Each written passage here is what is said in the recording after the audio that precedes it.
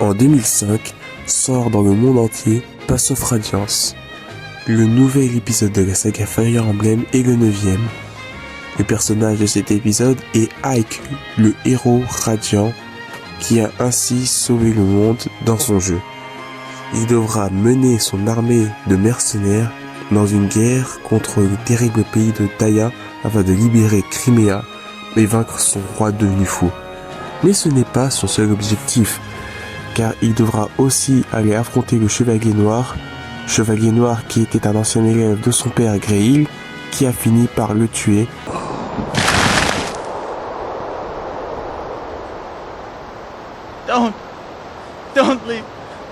Don't leave me! Father! C'est ainsi que Ike, étant donné que le Chevalier Noir fait partie de l'armée de Daya, va aussi en profiter pour défier le Chevalier dans un duel afin de l'éliminer et venger son père. Alors oui, ça fait déjà beaucoup pour un jeu, et si je vous disais que ce n'est pas le seul, car Ike, tout comme Mars, est le deuxième perso de la saga Fire Emblem à avoir obtenu le privilège d'avoir un deuxième jeu rajoutant une suite directe à ses aventures. Radiant Dawn se situe 3 ans après les événements de Path of Radiance. Ici, après avoir renoncé au titre de noblesse qui lui avait été attribué à la fin du jeu, Ike ira prêter main forte aux Laguz dans une guerre civile et devra surtout vaincre la terrible déesse du chaos, Ashera. Ce jeu sort en 2007 et sortira sur Wii. Très vite, grâce à ces deux jeux, Ike se démarquera comme étant l'un des personnages et l'une des figures les plus emblématiques de la saga Fire Emblem. Alors, est-ce que Sakurai a envisagé d'inclure le personnage dans son jeu? Oui ou non? Et ben c'est ce qu'on va voir tout de suite.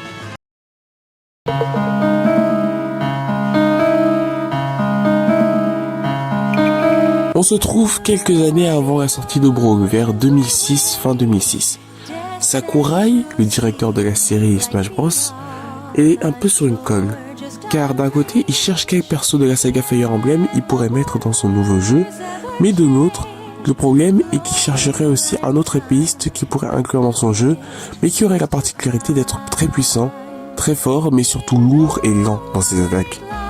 Alors déboussolé de ne pas savoir qui mettre, il se concentre alors sur le personnage de Fire Emblem qu'il va inclure et va ainsi voir Intelligent System pour leur demander quel personnage il lui conseille. Sur le ton de la discute, Sakurai en profitera même pour parler du fait qu'il a du mal à trouver un personnage qui cherchait son personnage de l'épéiste lourd, puissant, mais lent.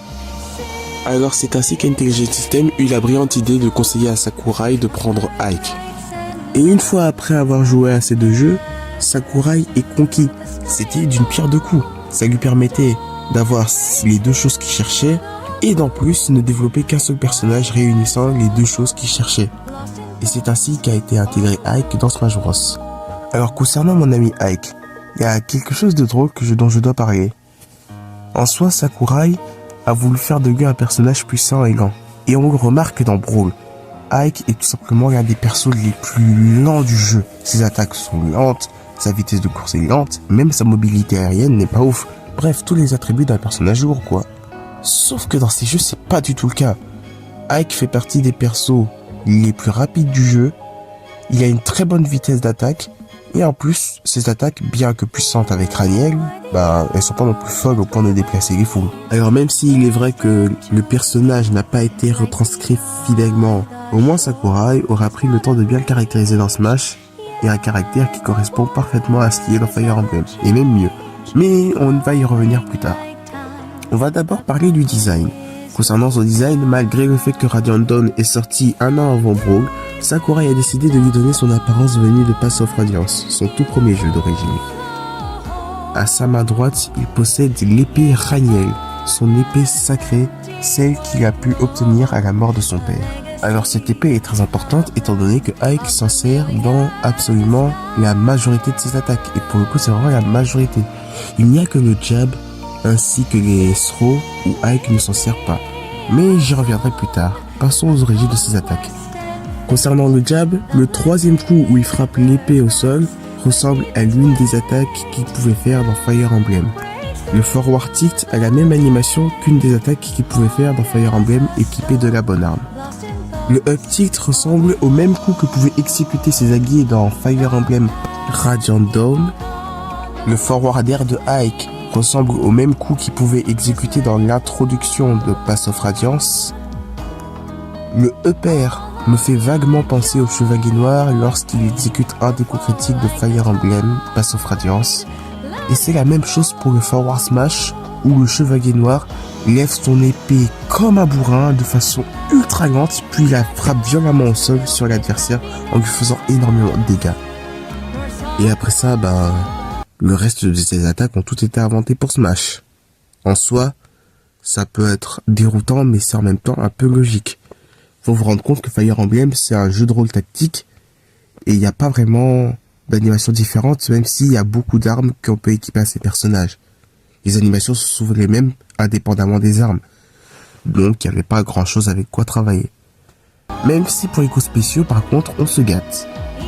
Alors, cette fameuse épée, le neutral B de Ike, d'où est-ce que ça vient, Éruption? Et ça tombe bien que vous puissiez me poser cette question, étant donné que ça va me permettre de débunk une énorme erreur que beaucoup de personnes font. Non, contrairement à ce que tout le monde pense, Ike ne produit pas du feu avec son épée dans ses jeux d'origine. Beaucoup de gens pensent ça, notamment parce qu'il lance une attaque ultra lente qui va propulser l'adversaire loin.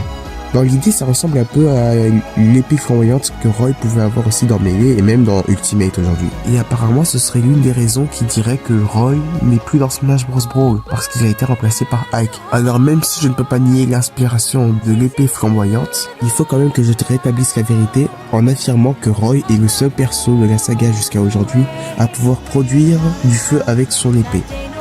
Mais alors, pourquoi est-ce que Ike a du feu sur son épée ? Parce que ça référence deux choses. Premièrement, désolé de vous le spoiler là maintenant, mais ça référence le combat final de Radiant Dawn où Ike, aidé de la déesse du chaos, mais bienveillante cette fois, Yoon, obtient les flammes sacrées de cette dernière qui vont sur son épée afin de pouvoir vaincre Ashera. Donc ouais, en vrai, ce coup pourrait référencer le moment où Ike obtient les flammes sacrées de la déesse. Mais quant à l'attaque en elle-même, Éruption, elle s'inspirait aussi d'un sort d'un des mages de Fire Emblem qui s'appelle Bolganon. Et ça justifierait aussi pourquoi dans Brawl uniquement les flammes sont rouges. Et d'ailleurs, fun fact pour ceux qui ne le savaient pas, mais contrairement à ce que vous pensez, Éruption, elle peut tuer en un seul coup. Alors, beaucoup se croiront malins en me disant que si tu lâches la charge à la fin, ça va pas tuer. Et vous avez raison. Cependant, contrairement à ce que vous pensez, le niveau 9 n'est pas la charge la plus puissante, mais c'est le niveau 8. Si vous frappez avec Éruption avant que le niveau 9 arrive, vous pourrez ainsi exécuter un coup qui va tuer n'importe qui, n'importe quand, peu importe le pourcent. Le petit souci, c'est qu'en fait, c'est ultra dur d'utiliser ce niveau 8. Il n'a laissé qu'une seule frame de délai afin de pouvoir lancer l'attaque. C'est cette frame ici, la frame 228 de la charge. Si vous lancez une frame trop tôt, ce sera le niveau 7 qui frappe moins fort, et une frame trop tard, le niveau 9 qui frappe également moins fort. Bon, parenthèse fermée, je reprends. Concernant Vive l'âme, son side B, ça provient des coups critiques de Fire Emblem Path of Radiance. Dans une des attaques qu'il pouvait exécuter, Ike se met dans une position similaire à l'attaque et fonce vers son ennemi et le tabasse en lui donnant un gros coup d'épée. Et ce qu'on peut remarquer, c'est qu'il exécute l'attaque également très vite, de la même façon que Ike se déplace dans Smash. Ensuite, on a le Down B, un simple contre, qui là vient du fait que Ike peut esquiver les attaques dans ses jeux d'origine. Les contres dans Smash, ce sont des attaques où le personnage rentre dans une invincibilité où il va encaisser le moindre coup porté, puis une fois que c'est fait, il va rendre les coups de l'attaque qu'il a pris, mais 1,5 fois plus puissant. Donc, pour résumer, le personnage bloque l'attaque pour rendre la même chose mais en plus puissant. L'origine des contres vient de Fire Emblem, où dans ces jeux, vous avez une unité qui va attaquer et l'autre unité va contre-attaquer. Et c'est pareil ici. Quelqu'un va attaquer Ike, Ike bloque l'attaque et lui il va contre-attaquer avec un coup encore plus puissant. C'est d'ailleurs pour cette raison que 6 persos sur 8 de la saga Fire Emblem, donc quand même 75%, faut le dire, possèdent des contres. C'est pour rappeler le côté tour par tour de ces jeux. Et pour finir, on a la célèbre recovery de Ike, le Hitter. Bon, célèbre, c'est vrai qu'à l'époque, elle ne l'était pas. Mais dans Ultimate, mon dieu, ce qui a gagné en popularité la recovery. Alors Hitter, c'est l'un des coups critiques que Ike peut exécuter dans Fire Emblem Pass of Radiance. Il lance son épée, comme dans Smash, puis retombe avec puissance sur l'adversaire. Et pour terminer, nous avons le Final Smash, le Great Hitter, qui est tout simplement un hitter amélioré. Je n'ai pas d'autre mot. Bon, en soi, voilà, c'est juste un hitter où Ike lance l'épée, mais lance une série de coups salvateurs sur l'adversaire avant de retomber avec sur le sol. Alors, Ike n'a jamais exécuté ce coup dans les Fire Emblem de l'époque. Cependant, il pourrait être inspiré de l'attaque finale que Ike exécute sur Ashera dans Radiant Dawn, même si bon, c'est toujours un hitter dans l'idée. Ce qui est sûr, c'est que les flammes, ça vient de là. Ça, je pense qu'on a tous compris. Et voilà pour ses attaques, mais il y avait quand même une chose dont je voulais parler. Au niveau de son caractère, Ike est quelqu'un de plutôt humble et un peu crédule. Il est assez timide dans l'idée aussi. Cependant, il reste fort et courageux. Il est même plutôt provocateur envers ses ennemis lorsqu'il le faut. Et surtout, de par son éducation, il est quelqu'un d'un peu brusque. Parce que je le rappelle, Ike est le tout premier perso de la saga à ne pas venir de sang royal. Contrairement aux autres personnages qui étaient des princes ou des lords ou que sais-je, le Ike est juste un enfant d'un mercenaire random, rien de plus. Alors quand je dis brusque, je ne veux pas dire que Ike est une grosse brute qui brutalise les innocents, mais ça peut s'entendre sous différents sens. Déjà lorsqu'il attaque, il est brutal, ça c'est réel, que ce soit dans Smash ou dans ses jeux. Mais surtout, il est parfois direct dans ce qu'il veut dire aux gens. Quand il doit faire comprendre quelque chose à quelqu'un, il ne passe pas par quatre chemins. Il y va clairement. Il est cash avec toi. Et ça, Sakurai l'a bien retranscrit. Notamment pour bien le différencier avec Mars. Car l'idée de Sakurai avec Ike était aussi de montrer que malgré le fait que Ike et Mars possèdent des épées et combattent avec dans toutes leurs attaques, ils sont drastiquement différents. Et pour le coup, Sakurai a réussi. Car là où Mars est plutôt designé comme un épéiste élégant et gracieux, et aussi au fait que des attaques comme ses grabs ont été designées pour montrer que le personnage n'est fort que grâce à son épée, d'où la faible éjection de ces derniers, Ike c'est totalement l'inverse. Il a des attaques où il se lance comme un sauvage, comme son jab où il donne un gros coup de poing, un gros coup de pied avant de lancer son épée, ou même tout simplement ses throws, où dans chacune d'elles, Ike va donner des gros coups à l'adversaire. Et si vous observez bien le Great Hitter, vous verrez que Ike donne même des coups de pied à un moment dans le Final Smash. En parlant de provocation, justement, quand je parlais du fait qu'il était provocateur, parlons des taunts. Bon, en soi, pour celle-ci et celle-là, j'ai pas vraiment trouvé de référence dans les jeux de base. Je pense que ce sont des taunts inventés pour Smash, rien de plus à ajouter. Par contre, celle-ci est là intéressante. Ike brandit son épée derrière lui et dit « Prepare yourself », ce qui signifie « prépare-toi ». Et c'est assez drôle qu'ils disent ça étant donné que c'était l'animation qu'ils faisaient dans Radiant Dawn où avant chaque combat les personnages exécutaient une petite animation d'entrée. Pour ces animations, lorsqu'on ne touche pas à la manette, on voit que Ike garde son épée dans une pose assez, comment je peux dire ça, étrange dans l'idée. Bon, pas vraiment étrange, il s'apprête à la baston, il brandit déjà son épée. Et cette animation, on peut aussi la voir dans Fire Emblem où il a exactement la même pose lorsqu'il est sur la map, et même en combat avant d'attaquer. Dans une des animations d'attente qu'il fait, Ike brandit son épée et la pose sur son épaule. Elle pourrait venir d'une des images promotionnelles de Pass of Radiance, où il avait exactement la même pose avec l'épée sur son épaule. En vrai, c'est quelque chose que j'aime beaucoup avec les persos Fire Emblem. Même si ce sont des personnages dont les jeux ne permettent pas vraiment de travailler beaucoup d'animations d'attaque, Sakurai prend quand même le temps de bien référencer les coups afin de leur permettre d'être uniques et surtout un bon hommage à leur jeu d'origine.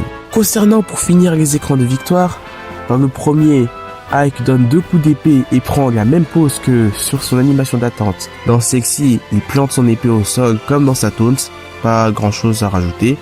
Et pour finir sur Sexy, il exécute le hitter. Et bien entendu, la musique de victoire, c'est l'iconique ultra célèbre thème de Fire Emblem.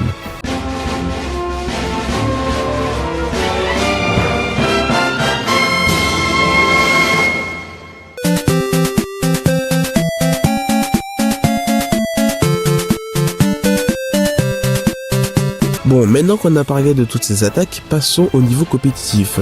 Ike n'était pas considéré comme un bon personnage dans Brawl.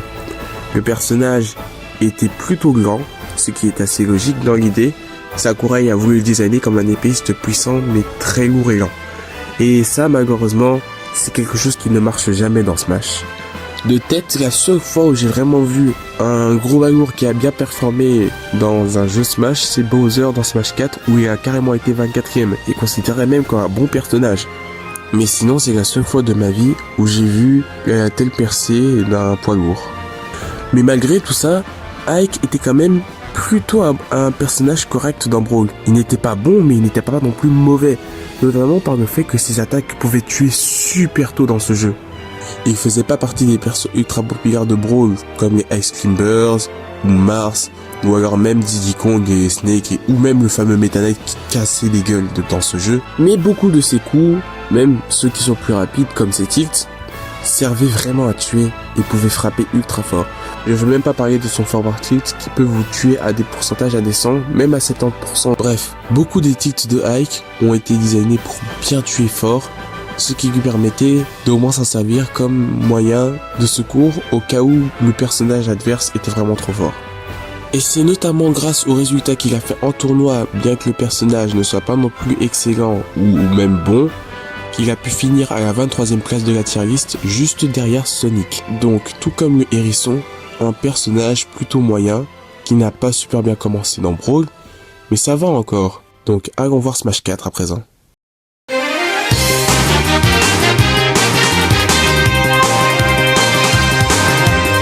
En 2014, sort Smash Bros 4. Et à cette époque, Fire Emblem s'est imposé comme une série plutôt respectable et même populaire de Nintendo.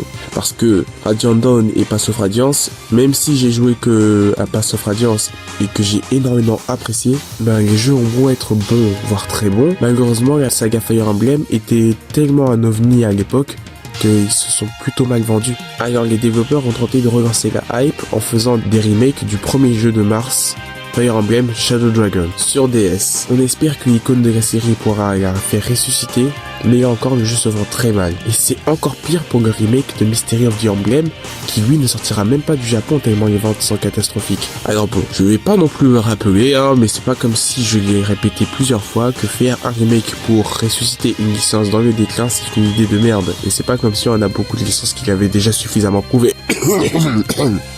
Là pour le coup, Nintendo a lancé un ultimatum à la saga Fire Emblem et surtout à Intelligent System. Si le prochain jeu ne dépasse pas le million d'exemplaires, je sais pas moi, même pas genre 2 millions, 4 millions, non. C'est si le prochain jeu ne dépasse pas le million d'exemplaires, c'est terminé pour Fire Emblem. Et ils lançaient alors le dernier projet qui était leur dernier espoir.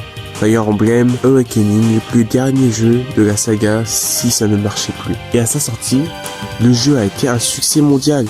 Et ce n'est pas un petit succès où la fanbase a été intéressée. Non.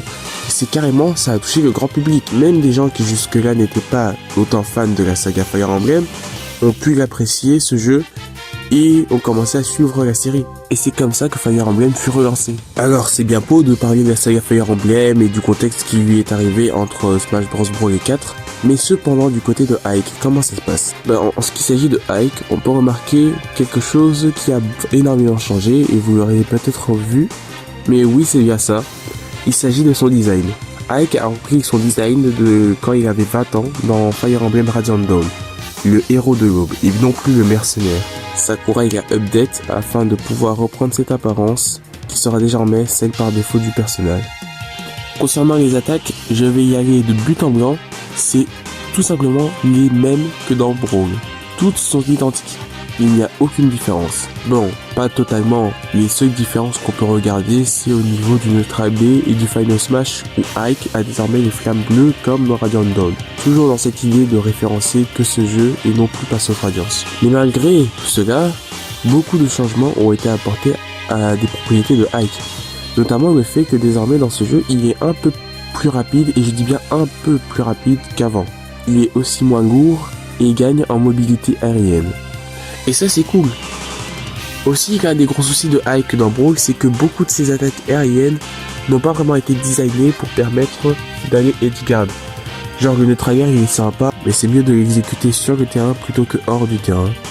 Le forward air, il n'éjectait pas assez loin, il propulsait plutôt dans un angle vertical qu'un angle horizontal, ce qui ne permettait pas vraiment de bien kill. Le back air frappait plutôt fort, mais n'avait pas non plus une grande portée au niveau de la verticalité, ce qui permettait de louper souvent l'attaque. Le père, bon, sympa de faire référence à Fire Emblem, mais on va pas se mentir qu'il pue la merde. Ike a une énorme épée, et au lieu de faire un coup ascendant où il lance et propulse son épée en arc de cercle, non, le bouc préfère la faire tournoyer comme un gros con. Et en ce qui s'agit du down air, ben ouais, ok mais sans plus. Par contre dans Smash 4, c'est totalement l'inverse. Ses attaques aériennes deviennent beaucoup plus puissantes, et le fait que sa mobilité aérienne a été améliorée permettra ainsi au personnage de prendre un peu plus de risques hors du terrain. Car faut se le dire, avec le poids et surtout la mobilité de Brawl, c'était pas vraiment une très bonne idée d'un edgeguard hors du terrain. C'était soit ça passe, soit ça casse. Par contre, au niveau de la compétition, c'est une dégringolade pour le pauvre Ike. Le personnage, malgré les améliorations qui lui ont été faites, on se rend compte que c'est toujours le Ike de Brawl. Il est toujours lent, ses attaques sont pas très safe à utiliser au corps à corps. Et aussi, l'un des gros problèmes, c'est ses coups. En effet, pour chaque médaille, il y a un revers. Le personnage a gagné en mobilité ainsi qu'en vitesse, mais en échange, Sakurai lui a retiré de la puissance sur ses coups. Son forward tilt, son down tilt et son up tilt ne permettent plus vraiment de tuer. Bon si, ils peuvent toujours tuer, mais ce n'est plus aussi gratuit qu'avant. Et même si son style de jeu a été redéfini pour permettre d'utiliser un peu plus ses aerials, dans les faits, le plan de jeu est un peu trop linéaire, étant donné qu'il est basé sur les exactes mêmes attaques, pour pouvoir permettre le kill. Dans Brawl, Ike était plutôt mid, mais dans Smash 4, c'est encore pire, où il est devenu un personnage médiocre, voire mauvais pour certains. Et même si des attaques comme Vivlam ou Hitter ont été grandement améliorées afin de permettre plus de kills avec les deux, mais dans les faits, ça ne modifie pas non plus le personnage de fois afin de le rendre beaucoup plus viable en compétition. Alors en effet, Ike est un personnage plutôt laissé pour compte dans Smash 4, mais je suis sûr qu'il se rattrapera dans Ultimate.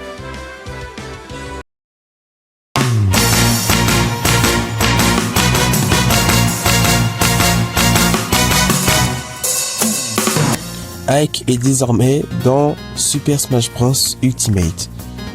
Et à cette époque, Fire Emblem a su capitaliser sur le succès de Awakening, avec Fates et Echoes qui sont sortis, le jeu mobile qui a eu un grand succès, et il y a eu Three Houses qui était en chemin et est sorti un an après Ultimate. Bref, Fire Emblem est une licence très présente dans Smash, et ça fait plaisir. Et chacun des personnages se démarque d'une caractéristique unique qui le définit, et c'est plutôt cool.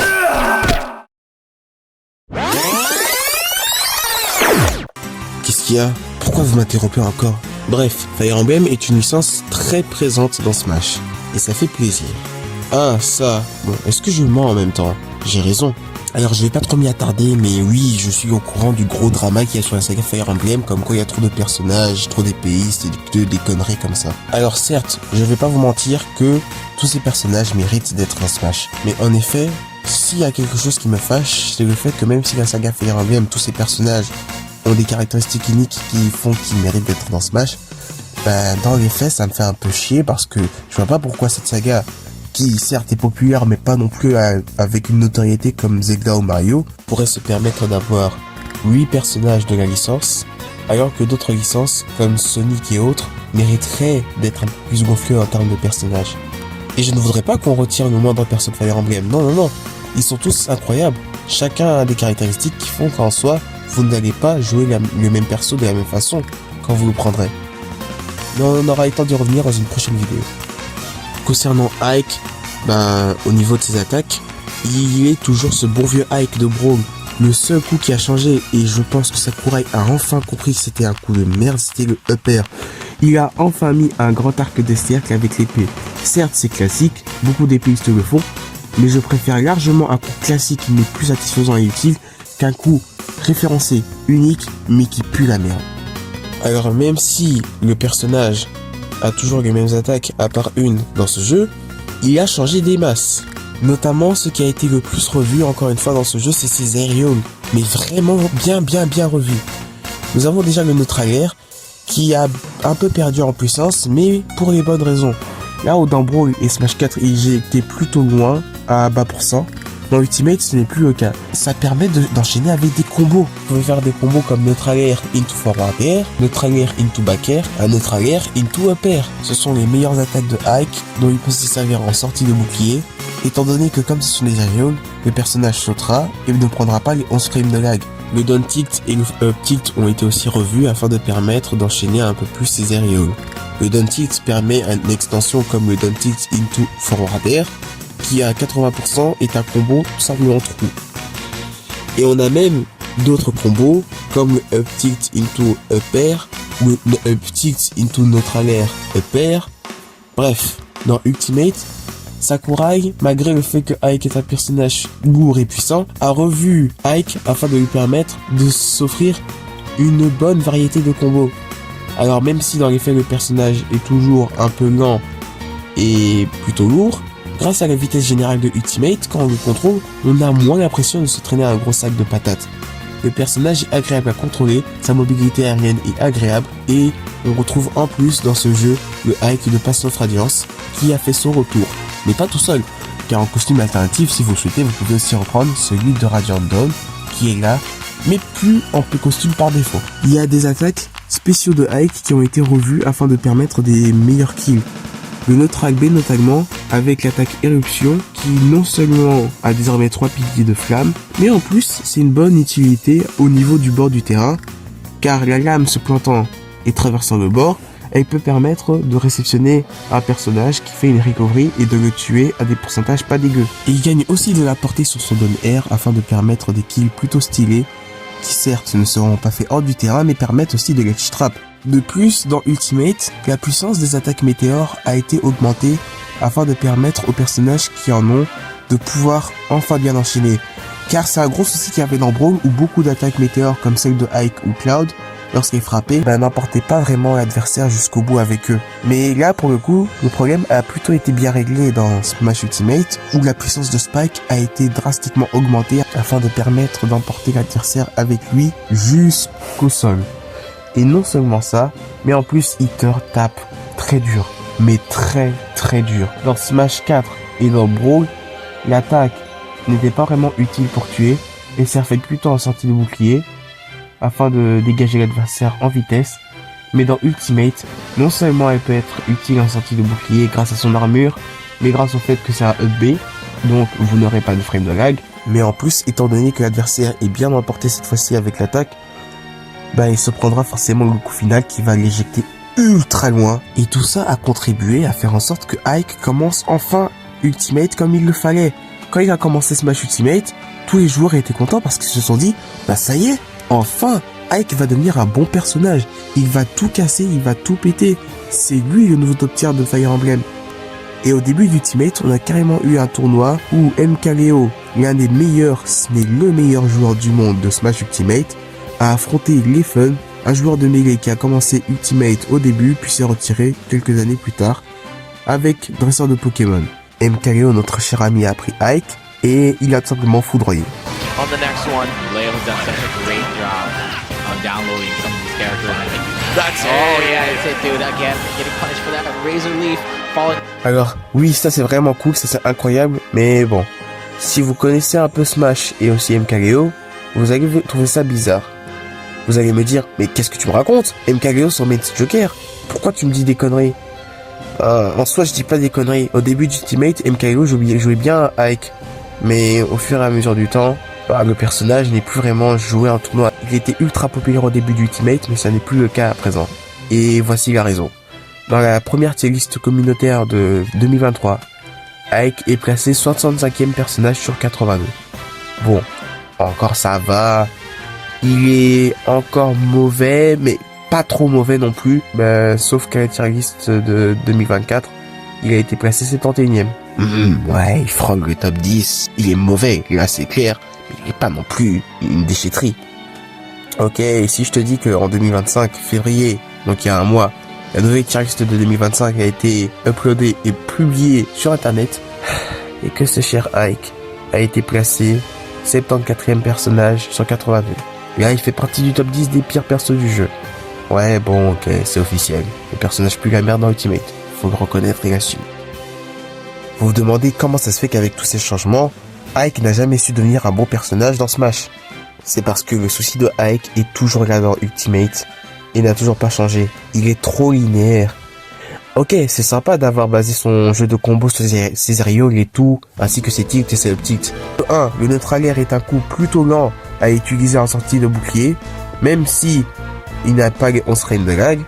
Mais surtout le gros souci de Ike, c'est que si tu bases son jeu entier sur une seule attaque qu'il doit exécuter pour permettre de défaire ses combos, dans les faits, ça veut dire que le personnage va être ultra prévisible. Bon, encore au début d'Ultimate, les joueurs avaient du mal à contrer le neutral air. Cependant, croyez-moi et soyez-en sûrs que depuis 2023 et surtout en cette année 2025, beaucoup de joueurs ont compris le jeu de Ike, et quand on sait qu'il va juste passer son temps à faire des neutral air pour comboter, tout devient plus facile.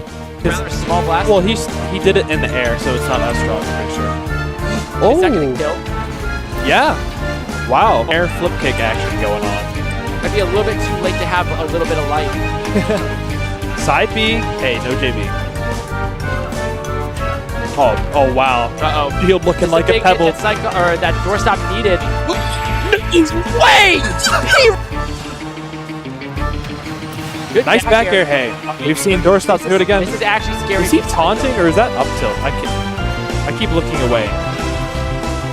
I don't know what you're referring to. Doorstop. After he got the kill, I didn't see the kill. Up air, up air. If he does the flip kick thing. No way. Dude, he robbed another game. Smash 4? Robbed another one. Et tous ces soucis ont fait que les Ike se sont fait tout simplement génocider en masse durant les années 2021, 2022, 2023. Les mains de ces persos se sont fait malheureusement lire comme des livres par leurs adversaires, à tel point qu'ils ont dû renoncer à Ike afin de pouvoir reprendre la compétition sur des basses scènes. Notamment MKLeo, qui justement, comme vous l'avez dit, a abandonné Ike afin de prendre son fameux Joker qui est connu aujourd'hui. Et puis très franchement, même si j'aime beaucoup Ike, je ne peux pas mentir sur le fait que vous n'avez aucune raison de vous faire chier à jouer ce personnage. Tout simplement parce que avec les 19 épéistes que vous avez dans Smash, vous allez sûrement trouver votre compte et retrouver l'un des trucs que vous cherchez chez Ike. Mais qu'est-ce que tu racontes? Je suis sûr que Ike est tellement unique que je ne pourrai jamais retrouver l'une de ses caractéristiques chez d'autres persos. Est-ce que tu veux un épéiste qui frappe ultra fort? Ouais, je veux un épéiste qui frappe ultra fort. Dans ce cas, prends Pyra. Pyra frappe ultra fort et a des attaques assez safe en bouclier. Oui, mais la différence... en fait, Pyra est pas différente de Ike étant donné que Pyra, elle est plutôt lente.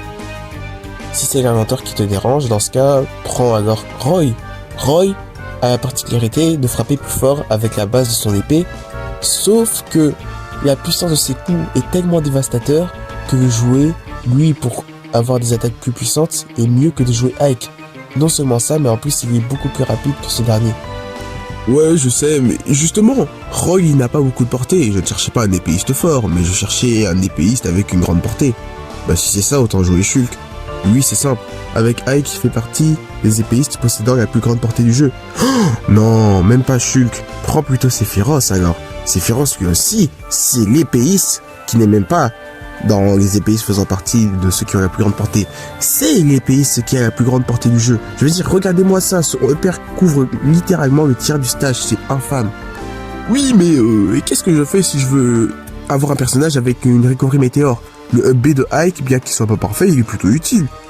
Si tu veux un personnage avec un up B similaire au Hitter, prends Chrome, prends Cloud, prends Pyra, et prends même d'autres personnages qui sont même pas épéistes, comme Fig Inferno, comme Lemmy. Bref, tu veux que je continue ou ça va? Non, c'est bon, j'ai compris, ok. Ike n'a pas vraiment grand chose pour lui-même. S'il faut sauver Ike, la solution la plus radicale et la meilleure solution d'ailleurs à utiliser, c'est de tout simplement refaire son putain de moveset. Revoir ses attaques. Qu'est-ce qui fonctionne, qu'est-ce qui ne peut pas fonctionner, afin de permettre au personnage d'enfin briller en tournoi. Et ne serait-ce que même le rendre un peu plus rapide et toujours garder sa puissance. Et ne me dites pas la connerie du genre oui mais Ike ne peut pas devenir rapide et puissant à la fois, parce qu'on a des bourrins comme Bowser qui a l'une des courses au sol les plus rapides du jeu, et pourtant il frappe ultra fort au sol. Il était même un excellent personnage, non pas un excellent mais un bon personnage quand même dans Smash 4. Dans Ultimate, il a quand même plutôt chuté, mais il reste quand même viable et jouable en tournoi. Il est même très populaire, contrairement à ses débuts dans Brawl et Melee où il était juste injouable et infect. Sakurai l'a vu, Bowser était une catastrophe sur pattes, et il a retravaillé le personnage dans Smash 4 afin de le rendre viable. Alors je ne vois pas pourquoi le fucking roi des Koopas aura le droit à une remise au niveau de son moveset, alors que le magnifique et ultra célèbre héros radiant, l'une des figures les plus emblématiques de la saga, lui par contre n'a en rien le droit de pouvoir renouveler son moveset. Je veux dire merde. Ça va faire 3 jeux littéralement que Sakurai essaye de changer les propriétés de ses attaques afin de le rendre un peu meilleur. Et autant ça a marché pour Sonic, qui lui a gardé les mêmes attaques, sauf 2 dans ses Smash suivants, mais a pu devenir un excellent personnage, notamment au fait que sa force a été augmentée. Mais là, pour Ike, ça ne va pas le faire. Bref, c'est la fin de cette vidéo. Je vous remercie infiniment d'avoir regardé jusqu'au bout, pour ceux qui sont restés jusqu'au bout. Ça a été une vidéo vraiment passionnante et j'ai fait de mon mieux pour faire une vidéo encore meilleure que celle de Sonic, notamment en poussant un peu plus les recherches sur Smashpedia et autres trucs afin de pouvoir connaître les petites anecdotes et faits divers sur les personnages dont je parle. Mais le prochain personnage dont je vais parler dans ce style de vidéo sera Rob. On va aller revoir son évolution à travers la série Smash et comprendre comment ce personnage a-t-il pu devenir ce qu'il est dans Ultimate. Si vous avez des personnages à proposer, je suis ouvert. Cependant, je n'accepte que les personnages qui sont apparus que dans 3 jeux, parce que sinon on n'a pas grand chose à se mettre sous la dent. Bref, je vous laisse avec des clips exceptionnels de main de Ike.